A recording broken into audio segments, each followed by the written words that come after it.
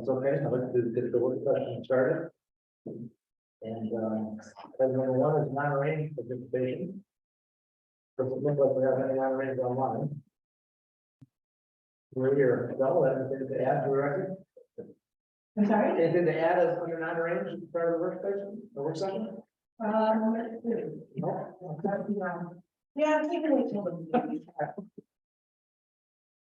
Okay, so, this work session, topic is on the council rules.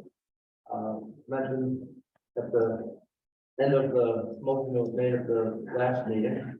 And there might be more discussion on certain parts of these, so, Justin scheduled this for revision. Zach, you did not have a formal chance last meeting to go over your then version of it. Yep, So why don't I give you that option now? we'll do the quick version. I'll keep it under 5 minutes. So in drafting this, I looked to a couple of source documents, including our own current rules. I looked to City of Chelsea, to City of Ann Arbor, to City of Saline, to Village of Pinckney, a couple of other communities and some ZBA and Planning Commission, because there are some specific things they deal with regularly that city councils don't. I also looked to basically a copy and paste rules that is promulgated by the Michigan Municipal League, the Open Meetings Act, and a couple of other MCL stuff. And I tried to organize it in a manner that flowed with what I've seen happens. It is longer. And partly that's because instead of condensing 5 or 6 concepts into a single paragraph, as often happens in our current one, it's split off. So if you're trying to find one thing, it's very easy to find. It's also been organized in a more regular manner, so it's easier. You don't have things that you think are the end halfway through it. So the quick version, the intent and purpose, I think it's always good to have the intent and purpose. If there's any fuzziness, it gives some direction for folks who are trying to interpret it. Then some specifics about the different types of meetings we have: regular meetings, special meetings, work sessions, and listening sessions. We don't have anything currently for special sessions or work sessions. Listening sessions is something that we proposed or has been proposed in the other draft. Also closed meetings and closed sessions. That's mostly from the MCL, from Open Meetings Act. It's good to have it in there. So the reason why I pulled a lot of the stuff that is buried deep in the Michigan compiled law is to provide guidance for folks sitting here and for staff. If we have turnover, vacancies, or something, that we have an easy place to see instead of everyone having a good training on the Open Meetings Act. Posting and notice. It's kind of similar to what we've got. It follows from what MCL and our charter says, so nothing too exciting there. The agendas and packet. Clerk is responsible. Our charter says that. Now, I was very particular about the phrasing. The clerk shall be responsible. It doesn't mean the clerk has to physically do it, but the clerk or designee or whomever they assign to do it is responsible for it. Looked at what a couple communities do for submitting application materials. City administrative members, so that's what we've got. We're doing that now. Planning Commission chair or CBA chair can submit stuff, the mayor and any 2 council members. The idea with having 2 council members being appointed is that there's a presumption that there's interest in at least discussing the topic. So how that would work would be, if Mr. Schlaff and I wanted to talk about the alley that runs along the street, we could come together and both say, hey, we want this on the agenda. The deadline is moved up a lot earlier than what it currently has been, and that's to allow staff more time to prepare materials so that it can get out earlier. There were some communities that the packets actually go out a full week before. I've seen some that were earlier than that. The order of regular meetings, I didn't change it based on what we did previously. So I won't touch on that so much now, but this also adds for special meetings and work sessions. We don't have that in there. A new bit review of certain agenda items. Anything that's a contract that says needs to be reviewed by the attorney before it gets on the agenda. Record of meetings is consistent with what we've got. There are some new bits in there. It's got hardwired in the Open Meetings Act for publication of of materials. This does say that resolutions are also part of the minutes and ought to be distributed. It's hard for us as a body to check and make sure it's accurate if we don't see the things. Public comments is on page 7 there. So this has always been a best practice from what I've seen, is that people who can't approve or amend minutes shouldn't be directly quoted in it. So, for example, a member of the public comes in and they spoke about this project, or they spoke about streets and trees. If we try to discern exactly what they're trying to do and paraphrase it, it could be wrong, and then there's a challenge with that. So just says we can do a general summary. Retention of record, that's new, but it's from the Open Meetings Act. Member of council comments, it's clarified there that you have to request your comments be included at a public meeting, and the idea is that if someone wants to object to that and it's made by email after the meeting, people don't have the opportunity to object to that. So it's the Robert rules, majority rules, but minority has to be heard. Conduct of meetings. There's some new stuff here, but generally follows with rule number 7. The language that any member can represent themselves, that's very common in planning commission, ZBA. So if you've got a representative who wants to speak to you, do have some additional language about a quorum. It is possible to do a work session without all folks there because we're not actually doing a decision. The idea of listening section is that there's just a couple folks there. Get into some additional detail for the chair and presiding officer. So right now we could have up to 3 people missing and still hold a meeting. Mayor's gone, Mayor Pro Tempore is gone. Then our first thing is to figure out who leads it, and that kind of is chaotic, and it's a bad look for a public body to have to figure out what you're going to do. So this kind of sets out, this is the order of what we're going to do. Length of meeting or work session, I've thrown that in there. That's very common. A lot of communities will say this is the maximum length that we can do. The idea that if you're there for too long, you can't think well, and you don't, nothing good happens after midnight, right? The 3 hours is what I've seen is most common places that'll do it. Some places as little as 2, that seemed a bit tight, but let's see. Rules and procedures, Robert Rules and Order made it clear that if these are different, then these control. It's not super clear in there now, but C, reconsideration. That's pretty consistent with Rule 11, friendly amendment, withdrawal. Those are things that often happen. It can happen with Robert's Rules of Order, but it requires delicate process to make sure everyone, this is just codifying, we allow this type of thing. It is a deviation from straight Robert's Rules of Order, but we're okay with it. But it also allows a process if someone objects to going through the full process of amending. Personal privilege and character tax, if someone says you're a piece of garbage because your dog pooped on my lawn or whatever, that's an opportunity to stop the meeting and do that as a personal privilege. Debate and discussion. A lot of the stuff is from planning commission or ZBA, where it's you have to address the chair. If there's a lot of crosstalk, that's when things kind of get messy, whether it's between members of the public and members of the body, or between members of the body. The time and number of comments, it's consistent with what we've currently got now. Voting is generally consistent with R5. There's some extra language in there from the Open Meetings Act that we have to be here. For example, just clarification that tie vote is a failure. Addressing council similar to R7. In this draft here, I did bump it down from 5 minutes to 3 minutes. If we have 10 folks who want to talk to us, that's almost an hour of the meeting that we start off with. My observations in many public meetings I've been in is that if someone, once they pass 3 minutes, they're usually not bringing up new concepts. They're usually starting to retread and circle back. This does provide an avenue for if they are continuing to do new comments that the chair can extend it unless there are objections, and then you get to vote on that or not. Representation on page 13, that's a new one. It's very common for places to say if you are in a position of power, you should not go before bodies asking for permission to do something. It doesn't mean you can't go, but you shouldn't be the person at the podium requesting it. You should have an agent or someone else doing that for you.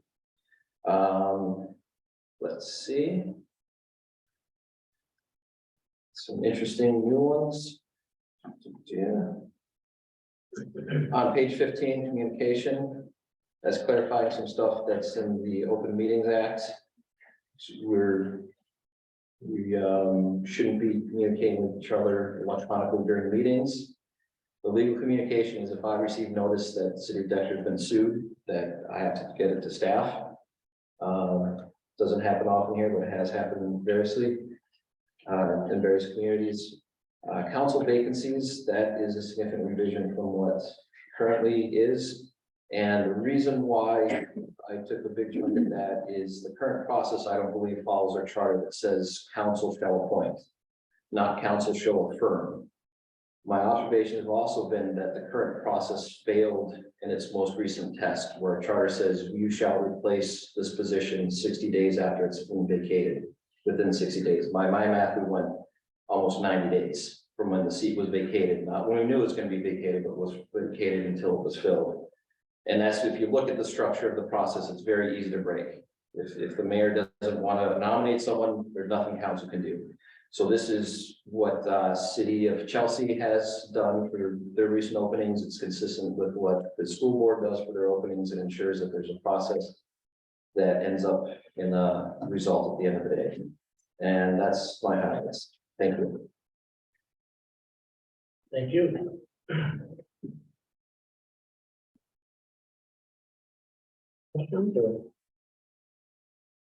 I guess I have a couple questions. Yes. You know, Zach, thanks for putting all kind of thought into this. I'm sort of. I agree that our current rules are a little bit, like, could use some cleaning up in terms of grammar and consistency and all of that. So with that in mind, out of all the things that you propose to change, what are your top priorities in there?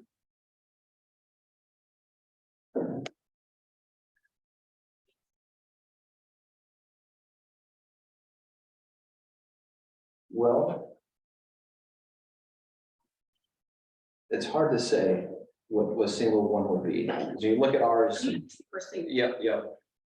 Ours, so when you read code, I'm gonna pick on zoning code or master plans, you can tell if it was written in-house by folks who didn't really know what they're doing, or if it was written by people who know what they're doing. Ours reads, if you see all the dates, it's been changed, like it was written by people who didn't really know what they're doing. Not to say they're dumb or anything like that, but they just weren't looking out and saying, the structure of ours is significantly different from everyone else's. And that can be good or it can be bad, but when you're an outlier, you ought to have a really good reason why. So I think getting it structured and consistent with what the MML's sampler thing is a big issue. There's a lot of process things that are included in the draft that I think make it easier for members of council who may not be well versed in Robert's Rules of Order, parliamentary procedure, just to know how it functions. And oh, this is from the Open Meeting Act. So I think including the references is also very important, so folks know where things come from. Go ahead there. so I feel like we, as a group, sometimes, I agree, there are plenty of Robert's rules that plenty of us don't know, but I think what we do well as a group is saying, hey, wait a minute, this is what I'm trying to achieve. And then ask the question. So I can see where putting some of that into our current rules would help. I guess my question is, like, could you not, this is not an accusation or, you know, what, could you, Zach, take our current rules and sort of edit them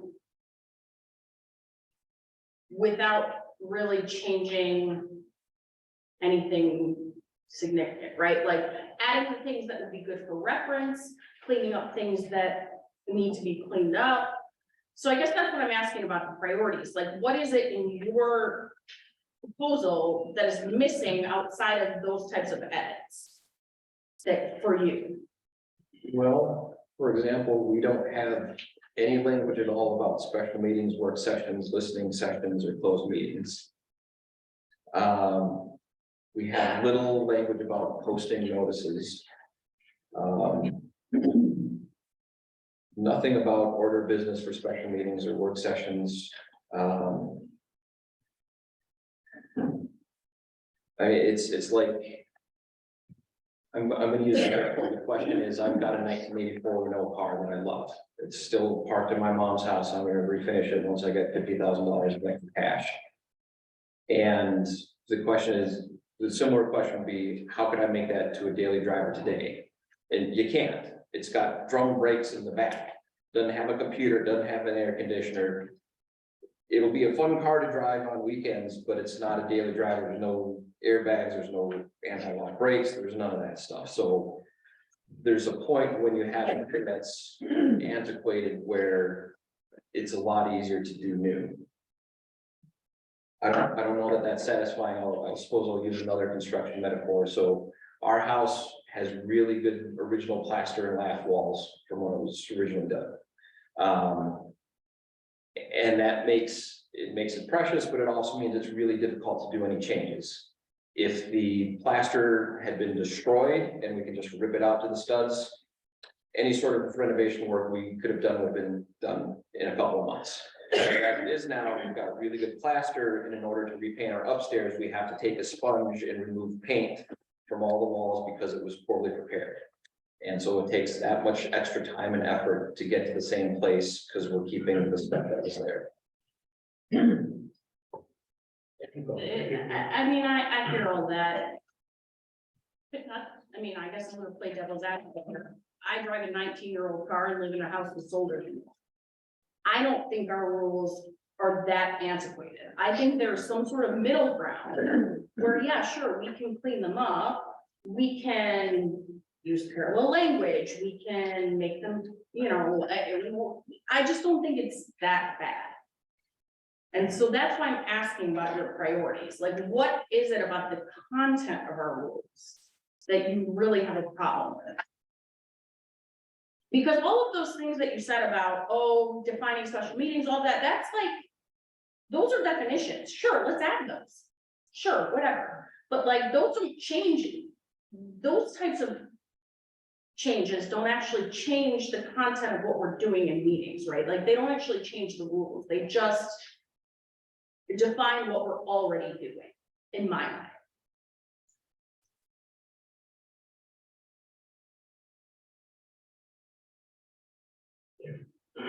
Jane? Do you have something you want to say to that, or? No, I'm collecting thoughts to try to better answer. I personally like the revision in the sense that revising the form of this is content in and of itself. So I'm totally comfortable taking existing content and putting it in this format. That to your point, Bob, then I think then there would be, okay, which of the content has changed? So I don't know if one way to get a consensus is, does anybody object to, I think this looks more professional. I think if it's more consistent with the MCL guidance, I don't see why people would disagree. He's gone through the effort to putting it together. If it's content for content and it's just additionally clarifying things, adding definitions, I don't think you can over communicate in a document like this. So maybe one initial way to, or one initial question to ask is, are people, even if they would have done it themselves, can they be okay with the fact that Zach took a lot of content for content and just put it in a different structure and then further clarified stuff that we already agreed with? And if we're okay with that, then I think we can work from this document and identify the parts where there were major changes. So I personally am okay with content for content in this format with the additional clarifications. If we can get beyond that, then I think we can work through it and say where are we not okay with the actual content changes. But I think the format and the structure is in and of itself an important change.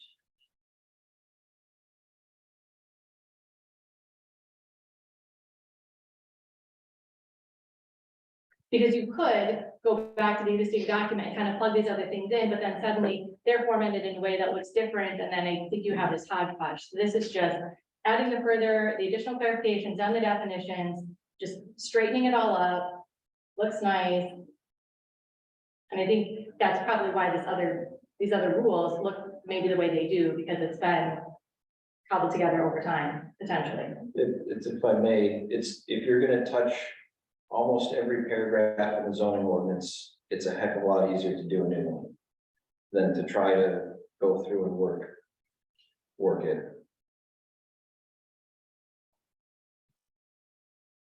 Well, and I guess that's why I keep asking the question I'm asking, because I'm not opposed to changing a format. I am fine with the rules that we approved at the last meeting. Okay, so this is why I'm asking you, like, outside of that, is there anything that you are trying to change from a content standpoint? If we need to update our format and nothing's gonna change practically, okay. But like, I'm fine with the rules we approved. I think we, like I said before, you know, when we need clarification and maybe in what you're proposing, we have that, but still, we're still, even if it lays out in the rules, like here are Robert's rules of this, that, and the other thing. We're the type of body who's still gonna raise our hand and say, hey, can I do this now? We've all done it. You know, like Jamie did it last meeting, I did it last meeting, we've all done it. And so if it needs to be formatted better, great, but that's the only question I'm asking is like, what is the content? Or is there content of the rules that we approved last meeting that you're objecting to?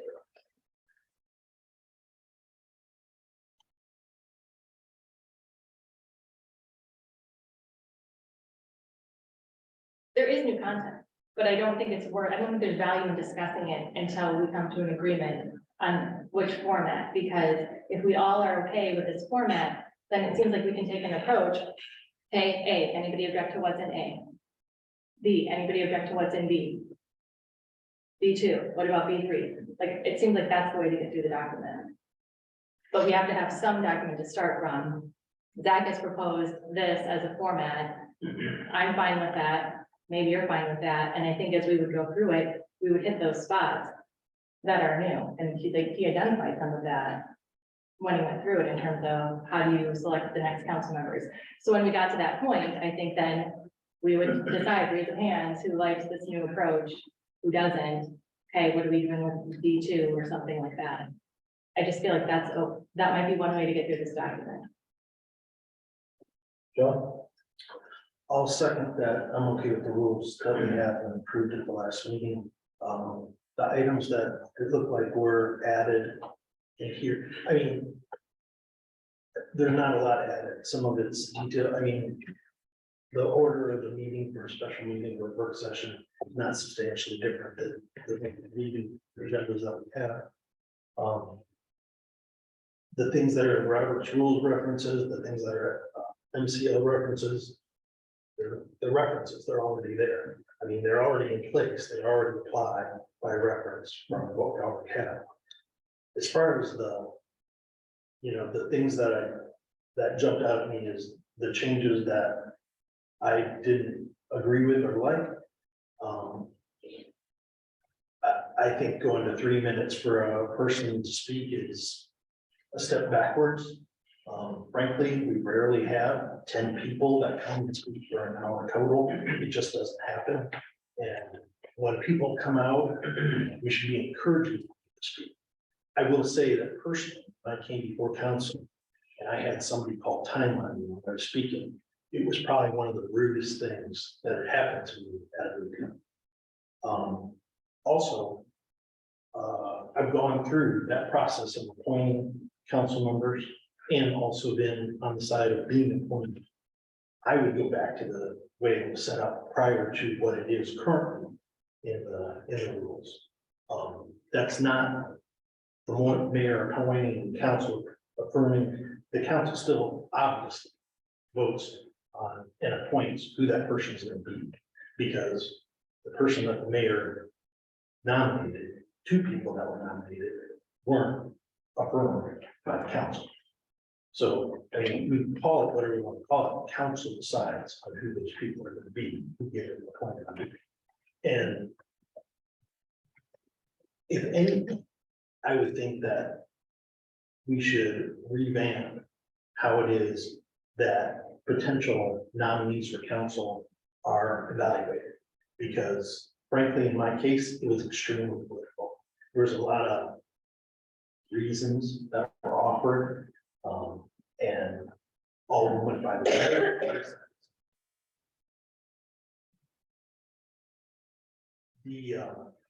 Like I said, I'm okay with, as they stand at this point, after they were approved at the last meeting. That's it.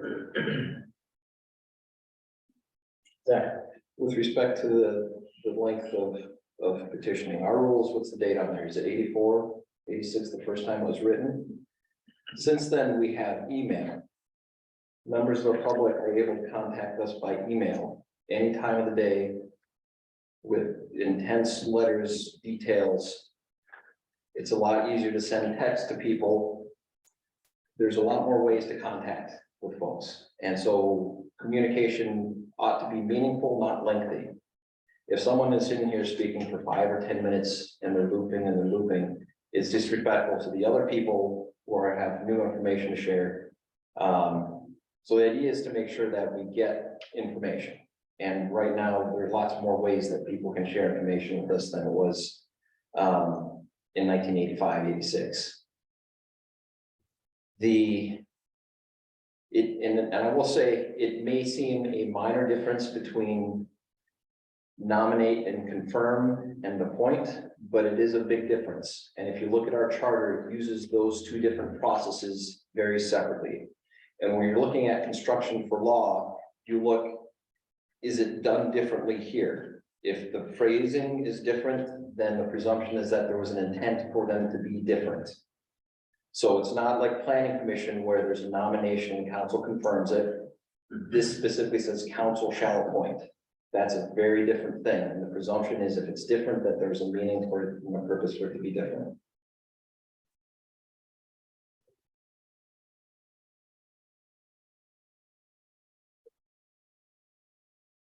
Wow. So I understand not wanting to sit here while people make circular points. However, and the fact that there are other ways to communicate. However, we all sit here, every single one of us has sat here and made a circular point. So the length of the meeting is not the fault of the couple of people that show up to talk to us. I think that if people make the effort to show up to talk to us, we owe them 5 minutes. If we want to try to shorten meetings, that's on us. And I guess like everything that we're saying just goes back to, okay, yes, there are content changes. Yes, there are content changes in here. And yeah, okay, let's go through them all, but like, what are the priorities for the person who's proposing these? That's what I keep asking. So my priority is to make a document that is easy for novices to use. And by novices, I mean people who don't have a working knowledge of Michigan compiled law or our charter. So yes, there are references in here, it duplicates stuff.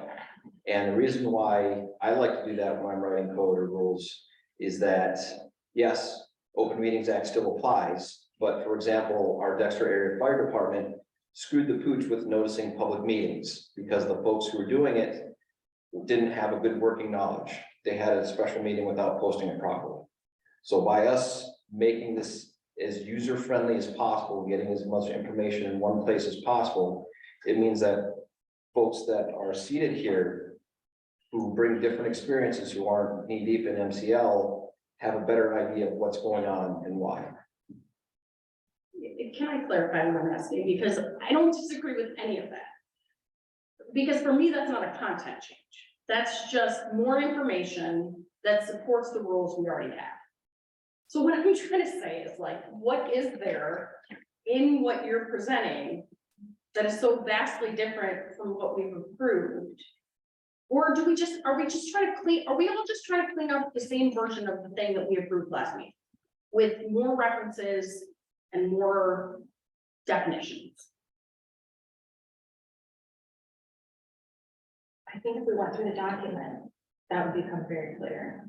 Well, but that's what I keep asking. I'm Well- like, do you wanna go through them? Let's do that. We have 29 more minutes in this work session. Yeah, and I had, manager prior can attest to this.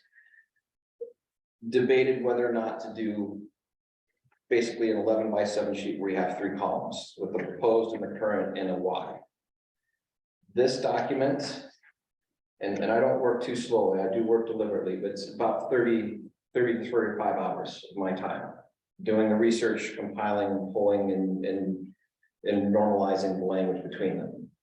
If this body said, no, this is complete garbage, we want this old one with all the jumbled up language and the stuff, I didn't want to spend another 8 hours of doing that type of document. So that's why I didn't have it in there. It was me deciding what my time priorities were. So I'm gonna go back to Joe. Sure.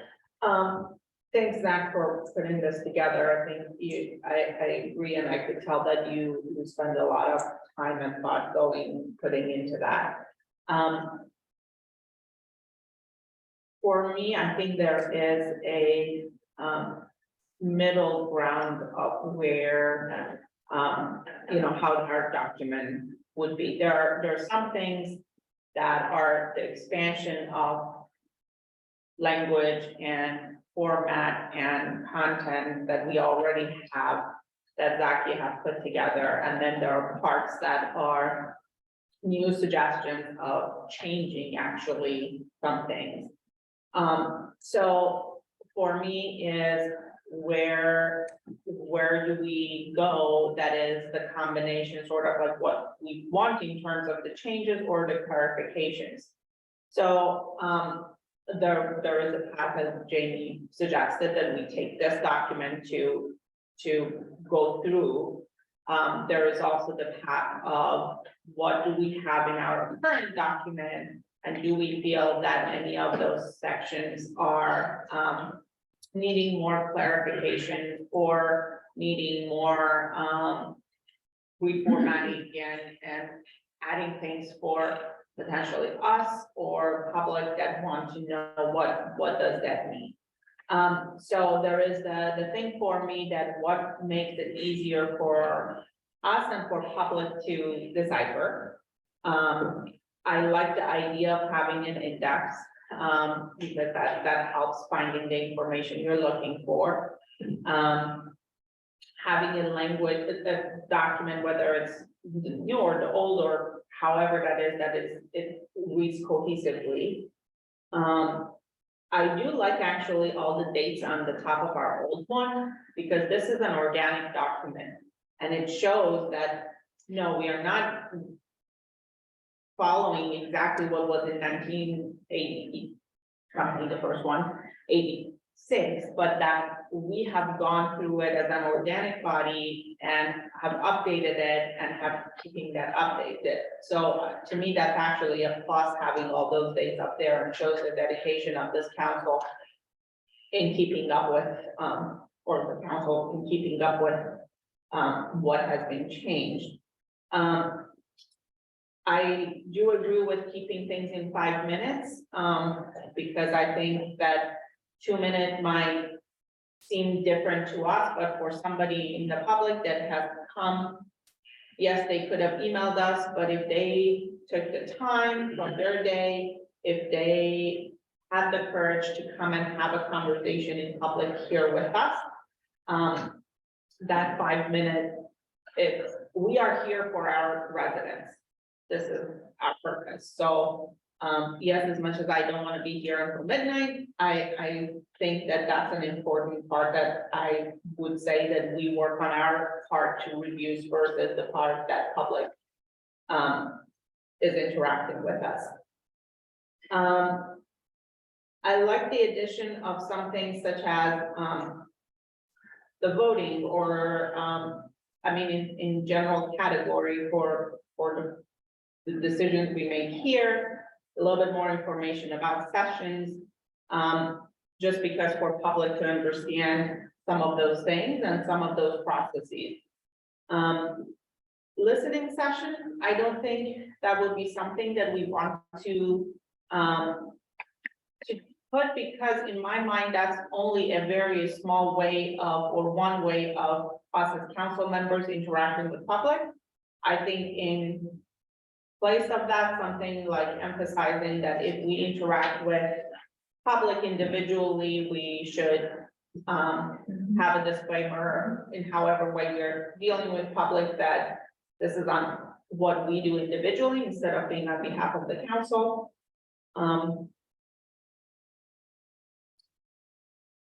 And so that's pretty much what I have been thinking. I think each of those sections that we currently have, and for the appointment to council, I like what we have currently in place. We made an addition of the council, city council hold interviews, so we all get a chance of having basically interviewing the candidates. So in that sense, I think that I'm comfortable with Rule 7. Sorry, I thought No, it's okay. All all done. Thank you. done? Go. Did you have a thought? No. Well. Honestly, oh, go ahead, Dave. Just, I was gonna have one thing. So from the charter for mayor powers and duties, one of them says, the mayor shall appoint with the advice and consent of the council, the members of citizen advisory boards, committees, and commissions, which seems consistent with how things show up on the consent agenda, appoint with the advice and consent of the council. Under vacancy, it says city council shall appoint. Just if anybody wants to know what charter says. Well, So the charter does say the council shall appoint. That's all it says. There's nothing else. About it. So I don't know how you get to the point where you say that. That's why, because 20 years ago, there wasn't a part of the council rules that said this is how the council's going to appoint somebody to go open vacancy. There was nothing.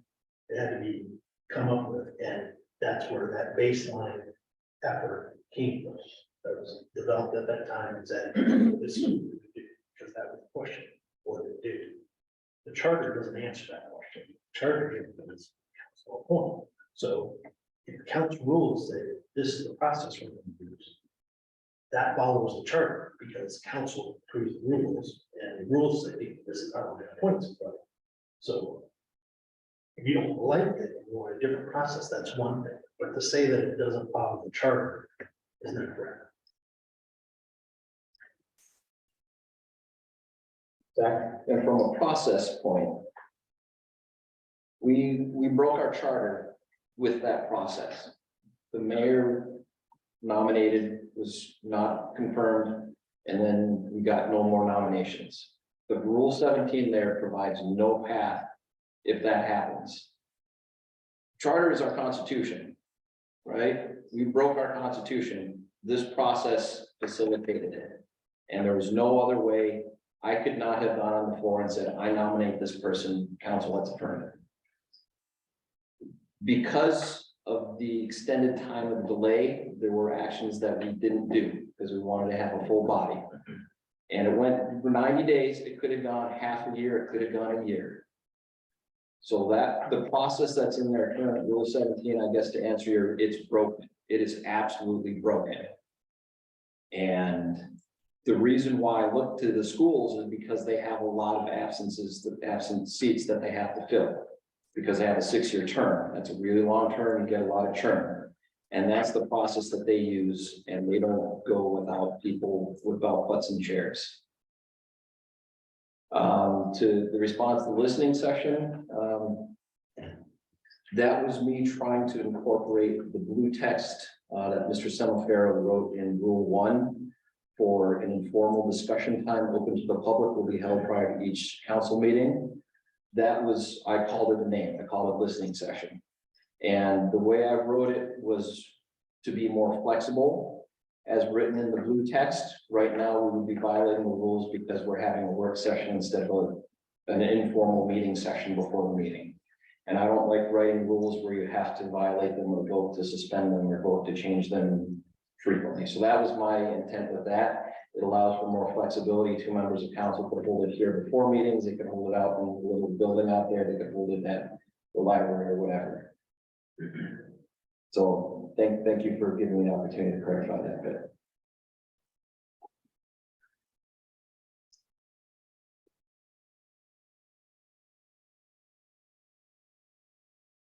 So I said this a few meetings ago.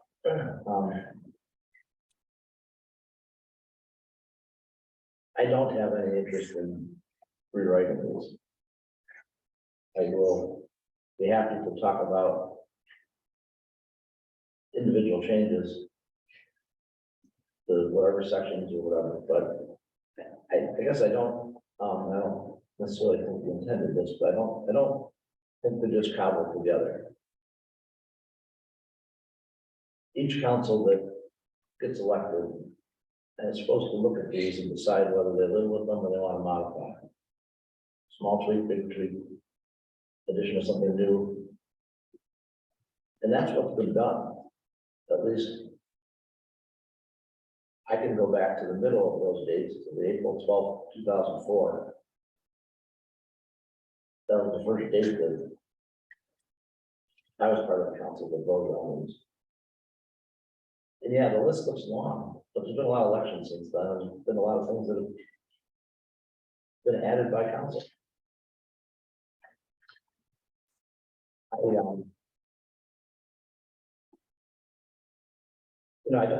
I don't think that we have anything here that's broken, Zach. We may have some things that don't always occur exactly as maybe they're intended. But we did do the process pretty cleanly and pretty fairly. And we have. You may not agree with that statement. That's okay. I don't necessarily agree with everything I've heard you say here tonight.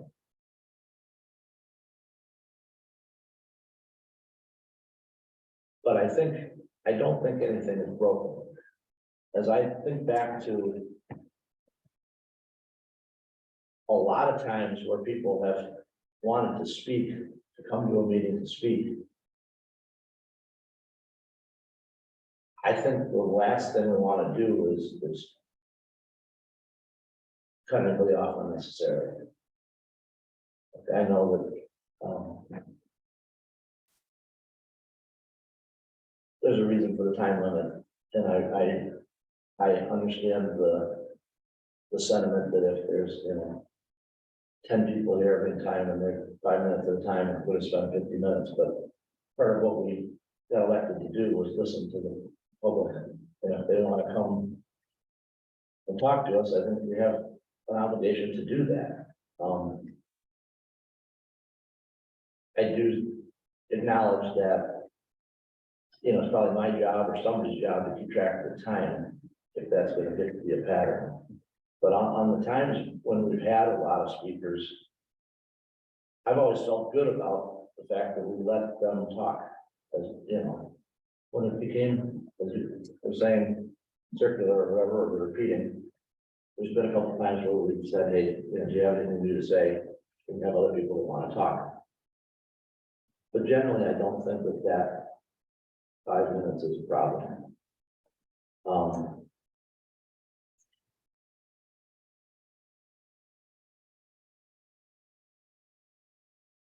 Anyway, I'm really trying to build some consensus here with stuff. I wasn't even truthfully sure everybody wanted to have a workshop on this, but it's probably good that we did. I didn't do a good job at the last meeting of taking the suggestion and saying, okay, are we going to have one? And I think it's good that we're able to share things on here, but I'm not personally interested in trying to rewrite all of these. And I think that when things if we need to make reference to certain sections of things, we could add those in if we wanted to, you know, the open meeting act stuff, but that to me is redundant, these aren't supposed to replace the other references. Zach? So I know people will roll their eyes when I say this, but I have actually been paid money as a professional to write rules and procedures for lots of different bodies. I've seen a lot of them. I've seen ones that look good, ones that work well. And my eyes, when I look at ours, our current one, it's beat up. The point of having rules, the point of having parliamentary procedure is to ensure that the majority rules, but the minority must be heard. Our current rules fail that in many tests. So I have previously requested items go on to an agenda and submitted them with the deadline and was told, no. There is no process in our current rules to ensure that that happens. Yes, it did happen. No, that's not true. You're changing that. You got it on the agenda. Frankly, our current rules don't say it has to be an exact item. Well, No, look, I've worked really hard with this. Okay, the goal has never been to keep somebody off the agenda. But there's a common courtesy that's included in some of this that we've always tried to. Okay, and there were things that were done that weren't on the agenda. There were motions made at times, and I know we can make those motions anytime we want. But they weren't on the agenda when the action was taken. Now, you proposed a subtle change from a week to 11 days in here, I think I read somewhere. In those. What is your goal there? You don't think 7 days is enough time? I don't think it provides enough time for staff to turn over and get it to us to review and understand complex items. If we don't get it until Wednesday night, that's not enough time to get cohesive questions to staff to answer on their workday Friday, which means their Monday is spent chasing tails to basically put in a second packet if there's a lot of questions. Like I said, City of Ann Arbor, I believe theirs is 7 days before the meeting, the packet has to go out. It's very common with most planning commission ZBAs that the packets are at least a week out, sometimes 10 days out. The idea was to facilitate the time for staff to make sure they could do that and make sure that we have the time to review it in depth. What section was that under again? So I can find where I thought I highlighted it. but Agenda and packets, D2. D2.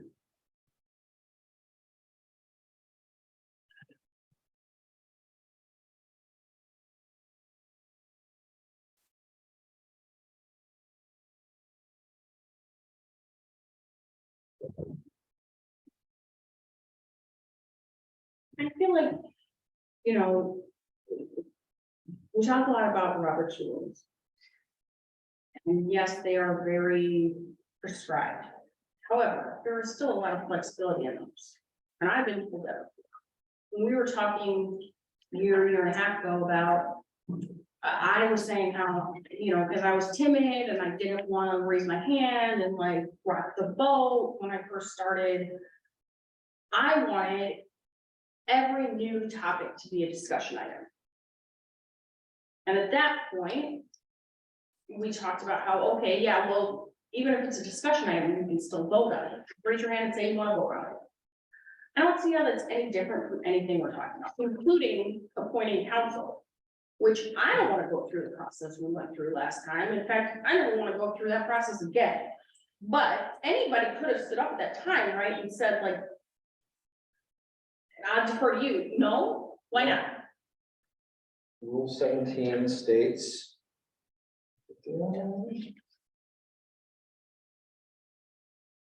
At the next council meeting, the mayor presiding officer will announce all the applicants. The mayor presiding officer makes nomination. Okay, and then we go back to the idea that council appoints. So isn't there a point where we could just say, hey, like, and just start a new discussion? Is there something in Robert's rules that says we can't do that? I'm not saying we don't need to refine things, but my point is that like, we have more flexibility than we're acting like we have. I think. Sanam? And then different sort of circling back, I would be very interested in terms of when the packet goes out and whatnot, to hear from the staff and, what. You know, in some sense, we're trying to say, oh, it might be easier for them if they have this time or whatnot. I would be interested to hear about your experience in putting the packet together and the dates of it. And if there is a part that I know that from the previous meeting, you need a certain amount of time to gather information for the next meeting. So there is a balance, not just for what we are receiving for the future, but also it needs to have enough time for what was the previous meeting and all of that, so. So, I mean, staff can accommodate whatever council desires. I think the process that we have now works.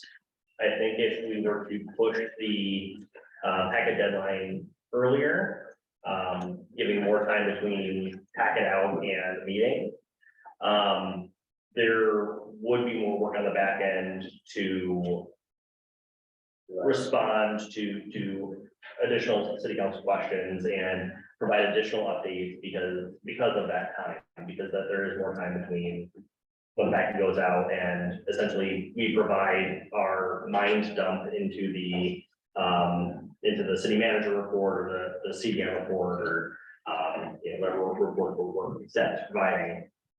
So there will be more updates that we'll have to provide at the meeting, or in the form of a supplement.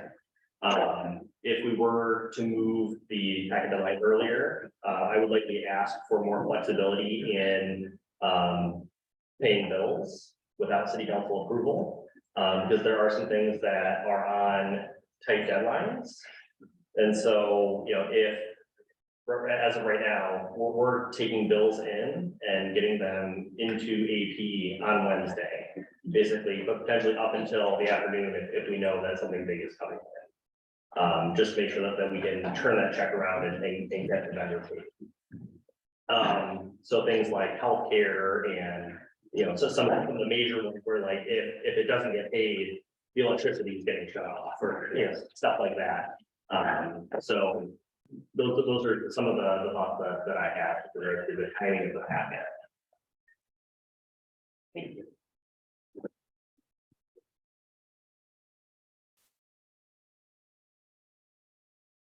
I'm to go back to something I've said a couple of times now. Does anybody have any interest in working through this existing document? Point by point, so we can identify where the content disagreements are? I think what I feel like it's happened, what I've heard happen is that everybody's kind of had an opportunity to go through their laundry list of things they don't like and kind of talked about it. But then I feel like we end up leaving a meeting and maybe no decision has really been made, which the extent to which a decision is made at this meeting maybe is kind of unclear. This is the workshop, so there's no decision made. Right. We made a decision twice on the rules so far in the last one. But in terms of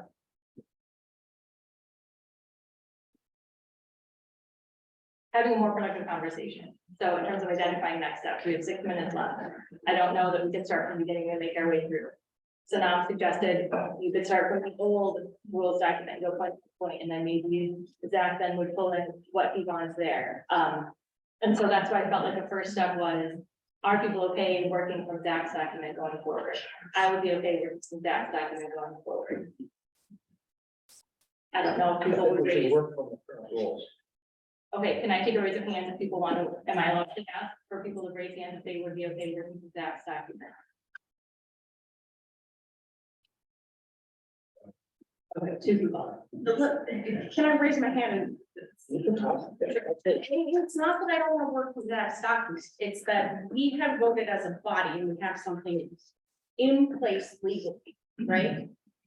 This is why I kept asking the question, like, what are the major content changes? And again, like I said, if we want to clean things up in terms of, language and consistency and all of that, fine, but I think we need to work through a document that we have in place. Okay, so, and that's fine, so then you would be a no vote on that. I'm just What? trying to identify a way to move forward. Yes, but I would her to work from the document we have already voted into law. And I want to hear every point from Zach's document as we go through it, that he thinks is important as something different that we might want to change. It's not that I don't want to work from this document, I just think that we have something that we already voted on. I agree, but if we say that every time the rules come up, nothing ever gets changed. So I'm just trying to get clear direction to Zach, who's already put so much time into this. So then I'm wondering, is the next step, if Zach wants to do it, he takes these parts and he plugs them into the format of our rule. I don't know that he wants to do that, but I'm just trying to find a way, because I do think one of the main content changes is the format. And I would like to see that. I would like to see what you just said. I've thought about that a lot, you know, fine, if you think the format is a content change. I'm not gonna argue that, you know, I mean, that's like, we're talking about the same thing with just different language. And I agree, I don't want Zach to spend way more time than he's already put in on this, but I would like to see you take a stab at the current rules and integrate what you want in terms of content change outside of the format, while refreshing the format and So we making want things that consistent. 3-column thing where it was Sure, maybe. rule, proposed change. I'm gonna stop talking then. Actually, Zach's document is not the only document. We also have the document that Joe provided, so there are some suggestions in there as well. So I think it's more beneficial, in my opinion, to go through the current document we have, rule by rule, see what was suggested from Zach, what was suggested from Joe, and then talk about what, if there is anything we want to change. I think without total agreement on this, if Zach were to take his format and take our current rules and draft it, and then make it easy to discern what we want to change from that. That would be on him if he wants to do it. And then he could propose it as another council report, and we can do another, whatever, we'll adopt it, whatever we go through. But right now, the way we change the rules, according to the rules, we have to submit some stuff ahead of time, so you want to put the format into a change. I'm just trying to figure out what people would be willing to engage on, because there was a document, a starting point, and I thought a good way to move forward is to go item by item, and that did end up happening. So I'm trying to figure out what people would be willing. What document in front of us would facilitate a more productive conversation? And is that what's prepared? And I think you hit it on the head with, like, I'm sorry, Zach, to create more work for you, but I entered into this conversation comfortable with the rules we approved, but I did want to hear from Zach, because you made the point at the last meeting that we heard from Joe. And especially somebody who's gonna put all this time, I mean, I wanted to hear from you and hear what your priorities were in terms of the changes, and I think we're getting lost in the priority is maybe the format, so I don't know, I mean, I hate to make more work for you, but So. I've wanted to touch these rules since 2015, but it's a boring off the topic. No one really was interested in it. If there's some fair about it, I could start recommending changes. So I figured maybe this is the council we're interested in looking at this. The challenge with the recommendation of taking what I've drafted and putting into the current format. It's how to describe it. So when I deal with jumbled code and I'm trying to sort it out and add new, I describe it as the process of if you're cleaning your room. So you can put all your sheets of paper on a pile, you can put all your stuff in the closet, but that's not really cleaning. Really cleaning is when you take all the stuff out of the closet, you sort it, you get rid of the things you don't need, you organize the stuff, you bring stuff to the Ann Arbor Salvation Army, whatever. And that's what this is. It took all of the things that are in ours, exploded them out. I looked and saw what are we missing that other places have, incorporated those in. And so it's integral to it. It's like a unibody car. They're one and the same. unfortunately. Well, if you want to put a little more work in to try, we can continue the conversation. But we've reached 7 o'clock. And I'd love to, we got a lot of people in the audience, I'd love to get the meeting, regular meeting started. Does anybody need a 5-minute bathroom break or we'll put it together?